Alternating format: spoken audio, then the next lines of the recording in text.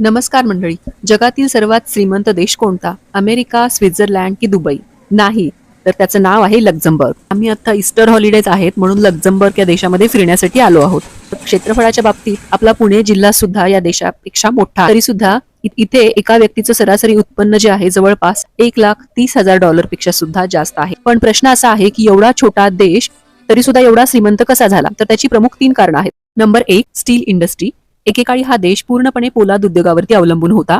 यानेच त्याची पायाभरणी केली. Number 2, banking hub. लक्झमबर्ग हे युरोपचं सर्वात मोठं इन्व्हेस्टमेंट फंड सेंटर आहे. जगातील मोठ्या मोठ्या बँका आणि कंपन्यांचे हेडक्वार्टर्स इथे आहेत.